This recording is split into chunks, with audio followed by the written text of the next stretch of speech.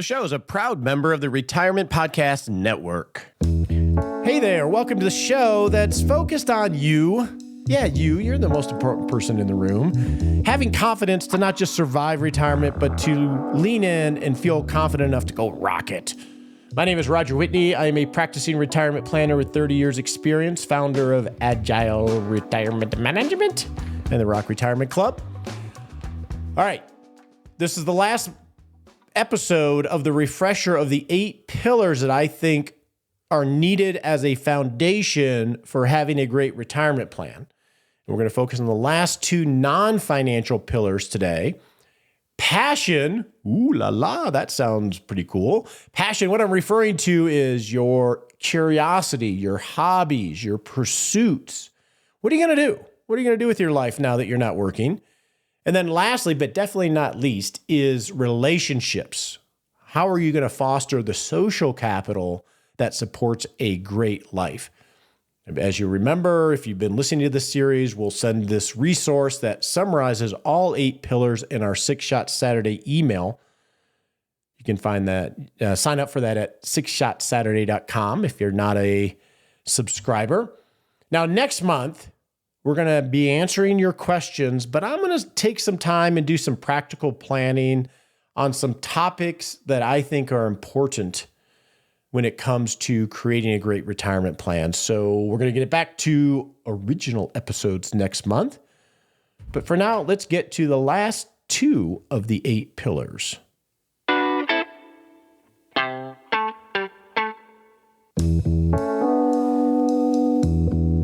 Inspiration is for amateurs. The rest of us just show up and get to work.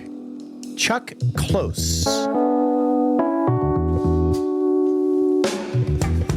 Well, hey there. Welcome to the Retirement Answer Man Show. My name is Roger Whitney, and this show is dedicated to helping you not just survive retirement, but have the confidence to lean in and rock retirement because you're doing the work that you need to do. Honestly, even when you're not super inspired to do that work. And that's a normal human condition. Working on a vision or a feasible plan or making it resilient or optimizing it, we have our moments where we're super enthusiastic about it. But in order to do it consistently, we have to show up sometimes and just do it when we're not really that jazzed about doing it. No different than the non-financial pillars that we've been talking about. Energy, making sure we eat the right foods and get the right sleep and exercise. We're not always jazzed to do that. I know I'm not. I'm guessing you're not either. But we still got to show up and do the work. And usually when we do show up to do the work, we do get excited about this. I was thinking about myself in showing up here with you today to chat on this show. I've had a whirlwind of an 8 weeks. I went to San Diego for a week. I was in Philadelphia. I hired a full-time planner. They started right when my father-in-law had a stroke and then passed, and then we had family in town. The roles of grief and walking that with my wife. My nephew graduated, and we had open enrollment for the Rock Retirement Club. 100 plus members in, which is awesome. I'm tired, and it's Memorial Day weekend, or just finished, and inspiration is hard to find. But now that I'm here with you, I'm really excited. So here's what we're going to do today. We are going to answer your questions as we always do and go over the last 2 pillars of what you need to focus on in order to rock retirement. They're going to be the last 2 of the non-financial 4. Today, we're going to talk about passion and projects or work and relationships and why we need to be intentional there. So, hey, let's get started. So we've been over the 8 pillars, or 6 of the 8, on what you want to have a process to focus on being intentional in these areas. In the financial realm, if you recall, it was vision, having a feasible plan, making it resilient, and then focusing on optimizing it. Those are the 8 for financial. And then the 4 non-financial are energy. You got to show up with energy. That's moving, eating, sleeping, breathing. And then you want to focus up with a growth mindset. You want to foster that. Today, we're going to talk about the last 2 pillars in the non-financial realm. And the first one I call passion. So what do we mean by passion? Well, I'm talking about work or projects The preponderance of the research on happiness and fulfillment identify that having a purpose, having projects, is a core component of living an enriching full life. Happy people have projects. Happy people have project. I'm going to say that over and over. And so that's what we're talking about here. And in the majority of years that you've been alive, you've been given your projects, whether it's your chores at home, school, and the projects and the classes and the progression there, and then at work, the projects that you have there and the obligations you have there to improve your skills and grow in certain areas, maybe not areas that you were jazzed about, but they were projects nonetheless, and they gave you that structure. When you retire, a lot of those projects go away that were given to you. You have to come up with your own, and we can get stuck there. Now, projects don't have to be about changing the world, but they have to be about pursuing curiosity. That could be projects of creating an amazing garden or projects in your community. It could be, I know one gentleman who has a project right now where he's reading, I forget the name of the author, but it's the history of the world starting off way off at the beginning. I think it was written in the 1800s. And one of his projects is to read and digest and marinate and learn through that. A project can be anything, and likely you're going to have multiple projects in your life, whether that's being a great grandparent, eating at every Michelin star restaurant, or every drive-in diner on Route 66. The point here is happy people have projects. And now why is that? What's the objective of having these projects? Well, at its core, it's going to be, why am I getting up in the morning? What am I going to donate my time to build a growth mindset and be energized? Why am I getting up in the morning? Projects are going to give you a purpose. They're going to give you an identity. I am a researcher. I am a restaurateur aficionado. I am an amazing grandmother or grandfather. Projects give you that purpose and help you find it. And they also help you create identities for yourself that you can carry with you and grow as a human. Now, what are the obstacles to have passions and projects?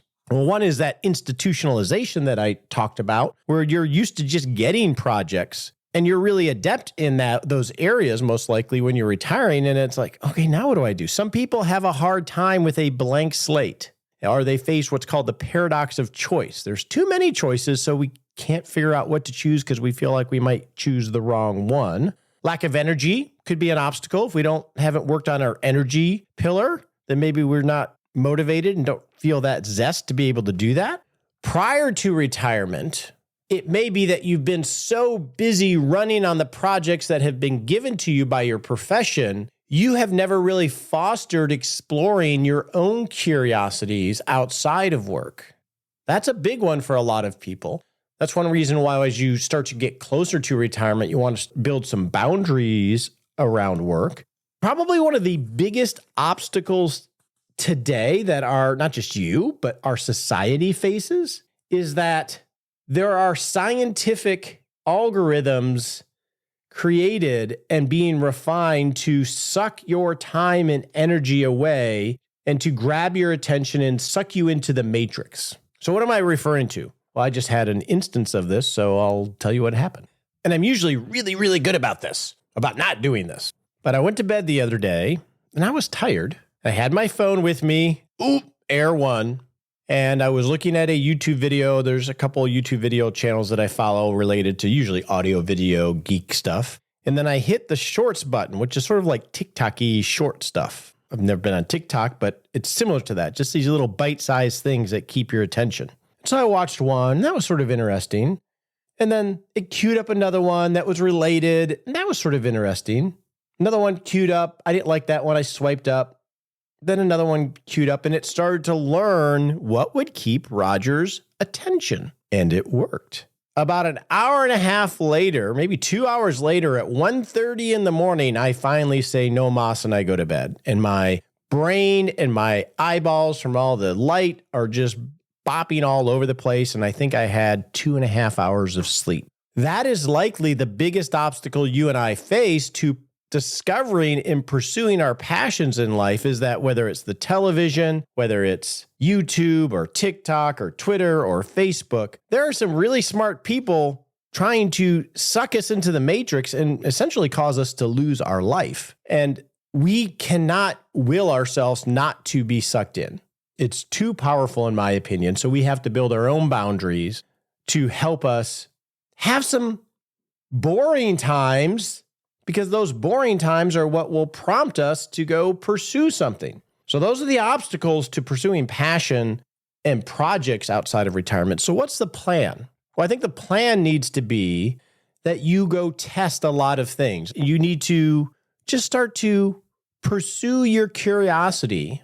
And those little curious moments will come and go. And when you see one, you want to grab it and just start walking and pursuing that curiosity and see where it takes you. Perhaps the curiosity is to go on a trail hike. That's awesome. Maybe you start on a trail hike.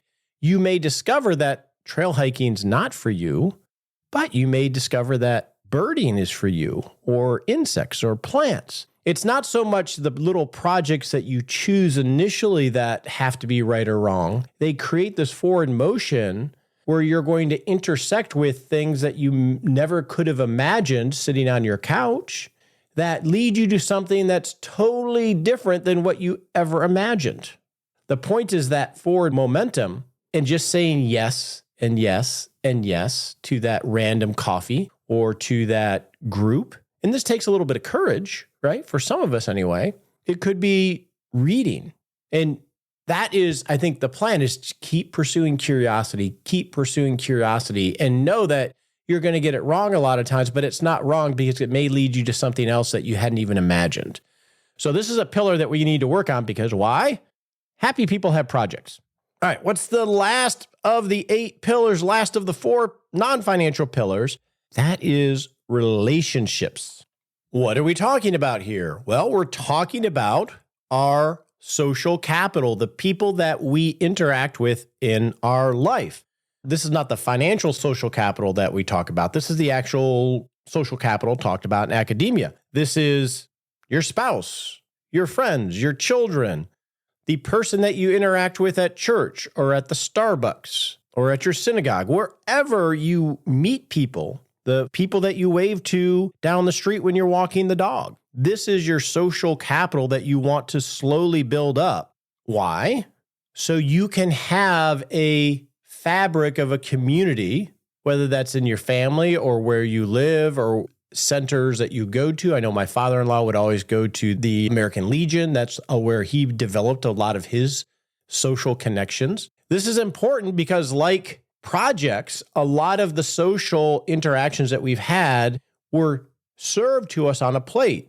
You go to school, you meet kids, you find the ones that are your gang and you run with them, and then you meet other kids. You go to college, same thing. You go to work, same thing. When you retire, the plate is taken away, and now you are taking on the responsibility to go create that fabric of community. Now, I'm not saying you have to be the one that bounces around all the parties. The key is you finding your people, and that could be 1 or 2 people. I like lots of people, but honestly, I cherish a very small number of close friendships. I'm more comfortable there because I can have deeper conversations than just table talk. But some people want all the table talk and the light talk. You need to figure that out. And it's not building a vast social network. It's about building a social network that you can sustain and that enriches you. Now, one interesting aspect of a social network when it comes to relationships as we get older, the current tends to be smaller and smaller and smaller and smaller. You're going to interact with a smaller number of people that have a growth mindset or that have energy or that have projects. You're going to have the current is going to pull you towards people that are dealing with the same aging issues. And if they have those other things, now we just sit around and talk about our issues. And then as you get older, meaning in your 70s and 80s, that network will accelerate in its shrinkage because people start passing away or moving away. So it's even more important that we are proactive in this pillar to build downstream relationships from a chronological or age-based perspective, and also people that have mindset, people that have energy, people that have projects. We want to incorporate all these. these all sort of feed on each other, right? If you have relationships where people have a lot of projects, you're likely to have a lot of projects. If you have relationships where people are taking care of their health, you're likely to take more care of your health. So all of these interact together and support each other. Now, what are the obstacles? Well, we talked about a lot of the obstacles. You have to put yourself out there a little bit, right? It's not naturally going to come to you unless you live in a community where they naturally do. And that's one reason why some people love the senior communities or over 50 communities like Margaritaville or the villages, et cetera, because they create those interactions so you can, quote unquote, find your people. And that might be something to pursue. This is where your plan could incorporate your projects. If you want to learn karate, well, you join a dojo and you meet people that have the same interest. Or if you're into glass blowing, you go learn and pursue that curiosity. You're going to meet people that enjoy glass blowing. If you like mountain biking, you join an organization where they do group mountain biking rides and you're going to meet your people. And then you can decide, are these the people that resonate with me? Mountain biking is one that I've always pursued, partly because you can't think a lot in mountain biking. You could be very present. You're out in nature. But when I used to do adventure racing and mountain biking races, quote unquote, because I never really raced to win or anything, I really liked the vibe of the people. They fit me. They were chill. They were all friendly. They would stop and give you tools. I liked that they were supportive of everybody. And so that drew me more into that community because I want to be like these people. And so that's where pursuing your curiosities will help you in building that social network. Now, obviously, we have the social network of our family. And at the core of all this social network, we want to be present with these people. We want to be connected and we always want to be encouraging. And we want to curate this social network to support the kind of person that we want to be. Like for me, I need to have people that have a growth mindset. That is fostering who I want to be. And I don't always have a growth mindset. I doom scroll on my phone, as I mentioned, but I want to lean towards having a growth mindset or having energy or having projects. And I don't always do that. So I want to foster being around people that encourage and support what I want to do. So these are the 8 pillars. Now, what you're going to see on the podcast as we answer questions and as we pursue categories, we're going to put them within these pillars. And then obviously in the Rock Retirement Club, we have the masterclass that focuses on the 4 financial pillars, and we'll be building a masterclass focusing on the 4 non-financial pillars. And then organizing principle around all of this stuff is using an agile approach of taking little baby steps to constantly identify risks and opportunities and improving incrementally, because this stuff gets all overwhelming, and it shouldn't. It feels like a job. It feels overwhelming if we don't take it in bite-sized pieces. The nice thing, the perspective that it's good to have is that these are guiding lights that we follow and pursue, knowing that we're never actually going to reach the distant shore and be done. This is the fun, the adventure of life. And I think that's the perspective we got to keep. With that, let's move on and answer some of your questions.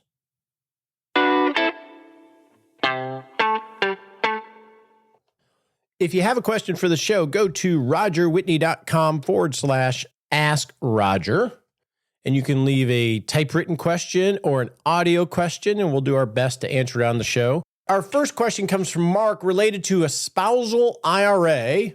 Mark says, "Hey, Roger, love the show. My question pertains to a spousal IRA. I understand that I can contribute to my spouse's Roth IRA if she doesn't have earned income, but I do. Is a spouse IRA a separate account, or would we contribute to her current Roth IRA like normal?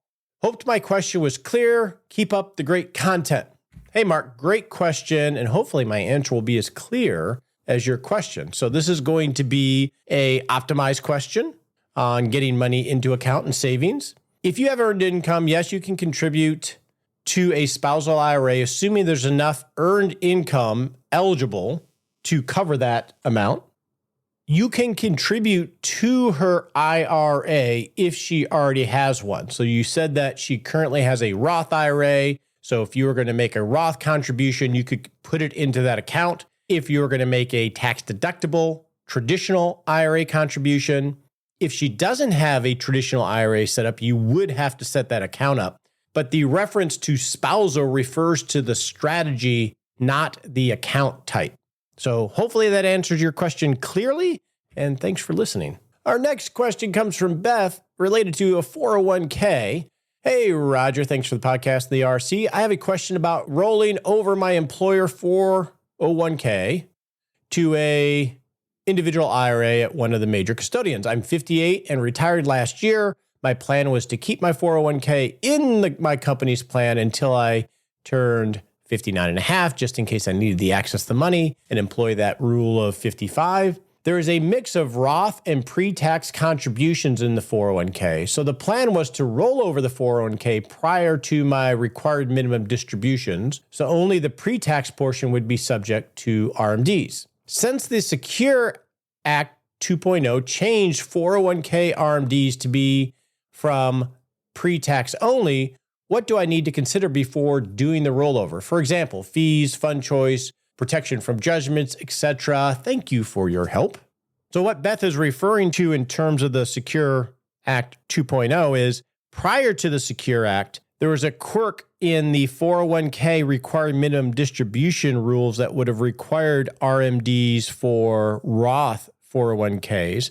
And that quirk was done away with, so we don't have to worry about that anymore. 401k Roths won't have a required minimum distribution requirement. So let's think through this, Beth. What's the framework in thinking of, do I keep it in my 401k or roll this to an IRA? And this would definitely be an optimization question. First, if you're thinking of doing the rule of 55, you definitely would want to keep that in the 401k plan. You would also want to confirm that the 401k plan allows a rule of 55 distribution, because not all of them do, even though it is an option. So just because we know that the rule of 55, which is that if you retire from a company after turning age 55, you could take money from a 401k plan without paying the early 10% penalty prior to 59 and a half. That is an option, but the 401k has to say, yes, we allow that to be done, and they'll spell out how they will allow that to be done.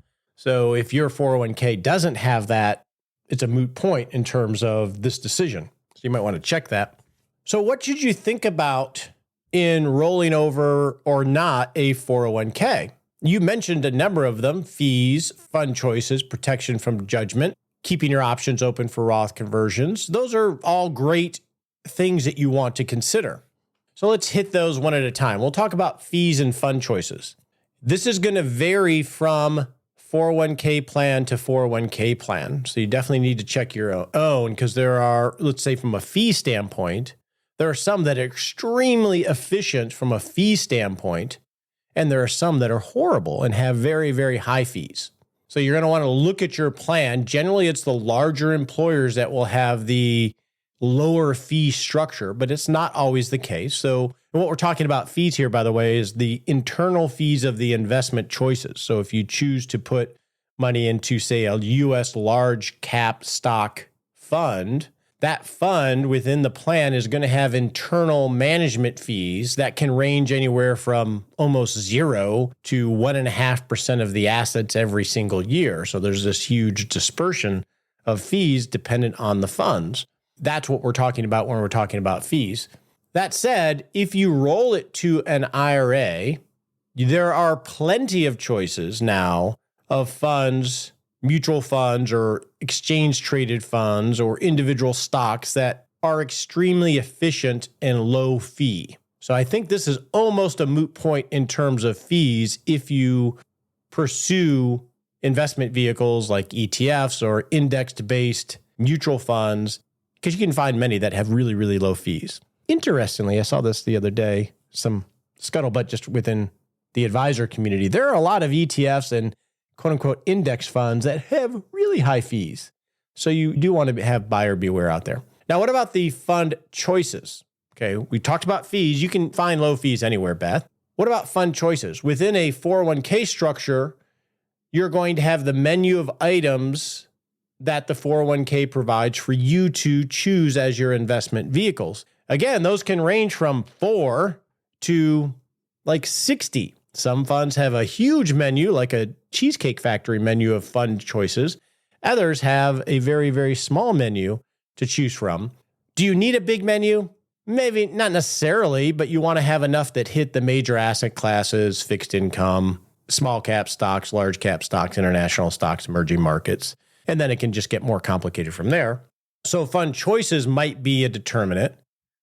One thing that the 401k structure has that IRAs do not have is a choice of something called the stable value fund, which is specific to 401k plans. This essentially serves like a money market or cash account. And because of how they're structured, they have traditionally earned higher interest rates than a outside money market has. Now, we're in a weird environment because we've just had this big rise in interest rates. So that advantage has been neutralized right now. But I know back over the last 20 years, you could earn interest in a stable value fund within a 401k of say 3 to 4% in some cases, where if you were in an IRA and you wanted to have really, really safe money in a money market, et cetera, you were earning close to zero. So that is one thing that may not be important as of today, but you'll lose that option if you move to an IRA. Now let's talk about asset protection. 401k accounts do have higher protection limits from liability lawsuits than individual retirement accounts. Now, IRAs still have protection against being sued by someone that you got in a car wreck with, et cetera, that personal liability. And there are some quirks state by state where it's more legislated protection than other states. So you can check the protections within your individual state and how they treat IRAs from a liability protection standpoint. In my 30 plus years, I've never seen this as an issue.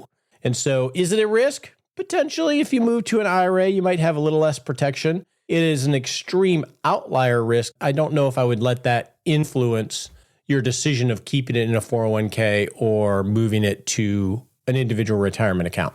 Now, there's another consideration you may want to think about, Beth, and that is simplification and consolidating your assets into an IRA. If you've worked at a number of employers, you may have a number of IRAs or a number of 401ks. Moving to an IRA and consolidating all of those can greatly help you simplify the management of your assets. I don't know if this is an issue in your case, but simplification and having less accounts to manage or deal with, well, helps in just the management of it, but it also helps at some point if you were to pass or be unable to manage these assets.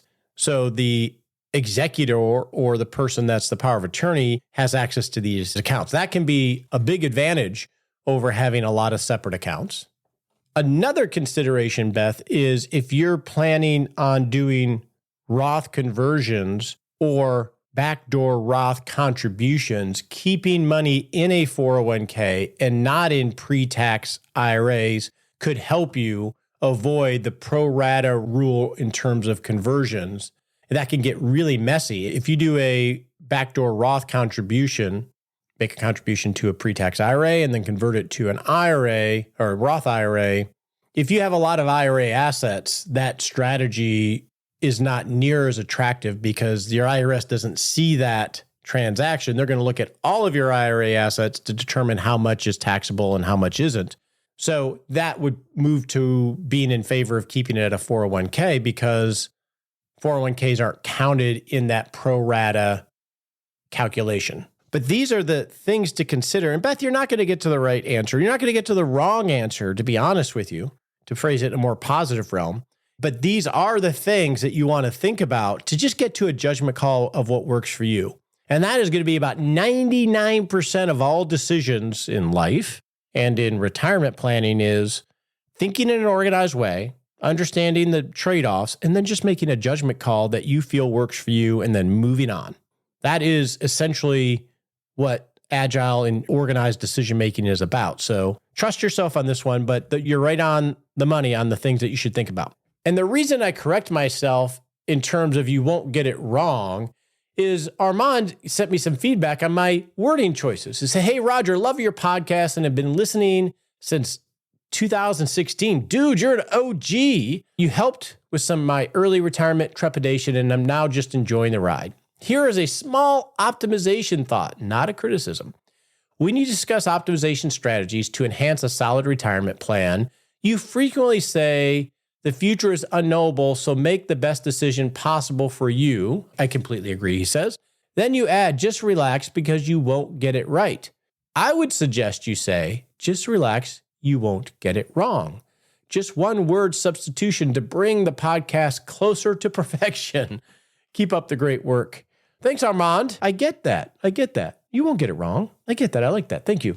Now, to end this question and answer segment, I just want to share some feedback from some listeners related to going from 2 to 1 and losing a spouse and navigating that from a financial and non-financial perspective. We have a lot of people in our community that have walked this journey, and that's the beauty of walking with wise people as you become more wise. So I just want to share a couple tips from people that have walked this journey. The first one comes from Anonymous, and they say, I want to mention another aspect of this. Every person needs to establish credit in their name and have a credit card that is just theirs.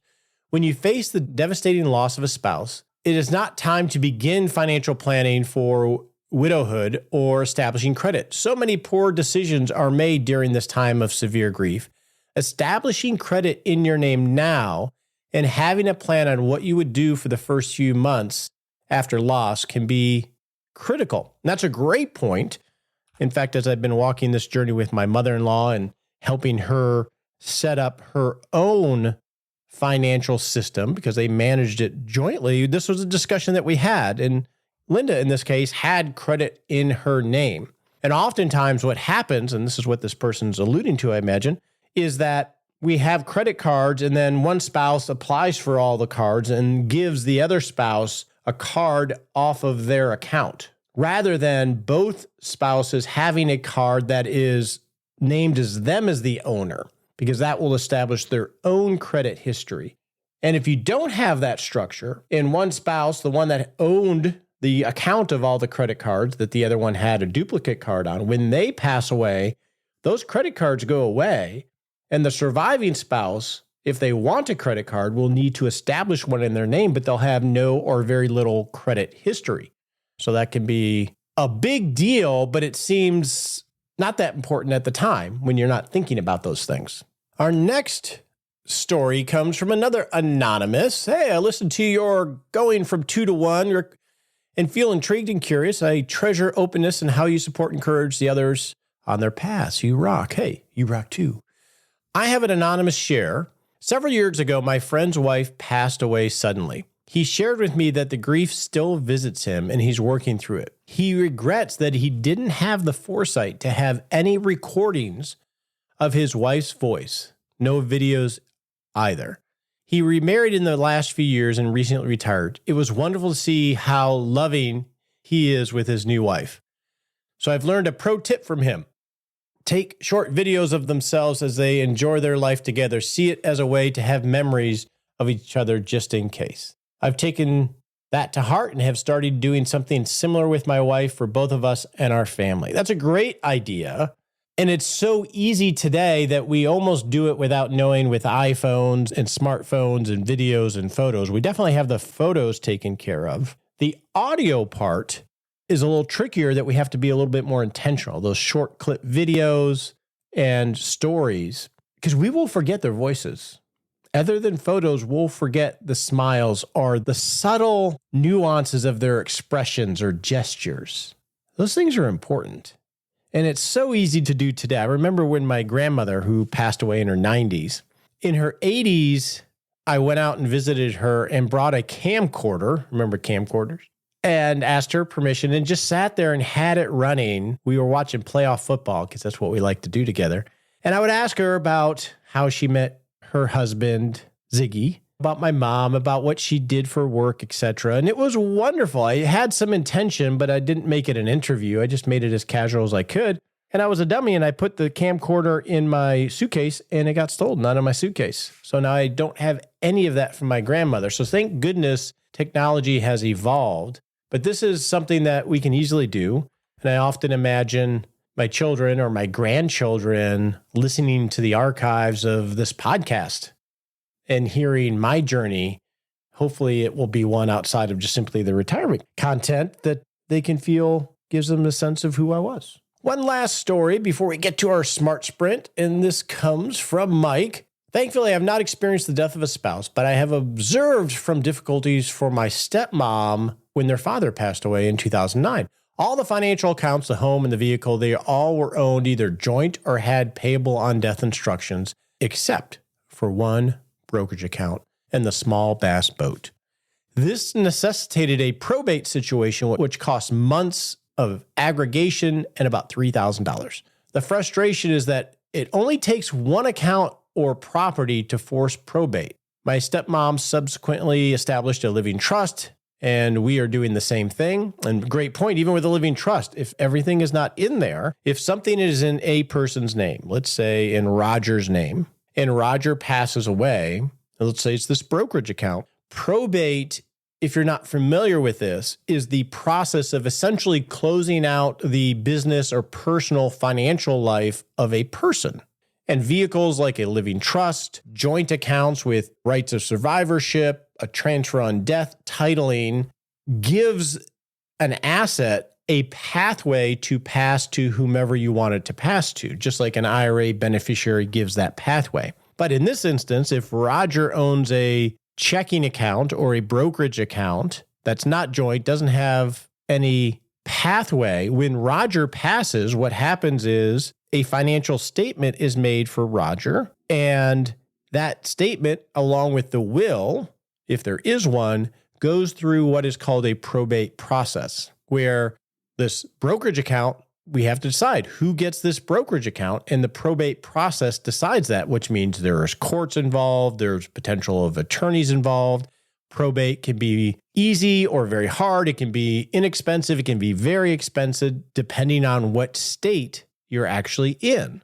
And just one account or asset can cause you to have to go through the probate process. So it's something to think about. So that's a great tip, Mike, and I appreciate that. With that, let's move on and set a smart sprint. On your marks, get set.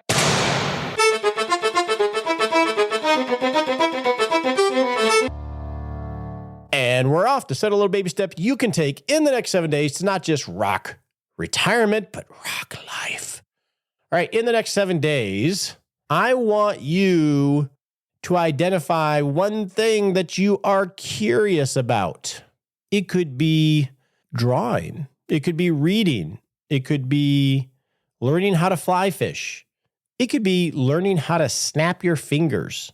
Find one thing that you're curious about and just pull that thread.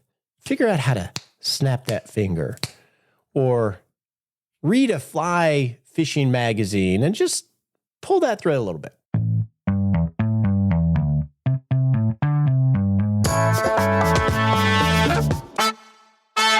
We believe, regardless of markets, of inflation rates, of interest rates, regardless of all the major financial mistakes that you might have made and the small financial mistakes you might have made, I still believe you can rock retirement. It's not about the money. Money sure helps with giving you choices, but rocking retirement is something that we all can do just by being intentional and focusing on the things that we actually have control over. That's where the power is, regardless of what's going on in the world.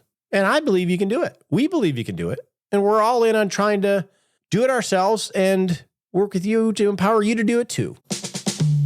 The opinions voiced in this podcast are for general information only and not intended to provide specific advice or recommendations for any individual. All performance reference is historical and does not guarantee future results. All indices are unmanaged and cannot be invested in directly. Make sure you consult your legal, tax, or financial advisor before making any decisions.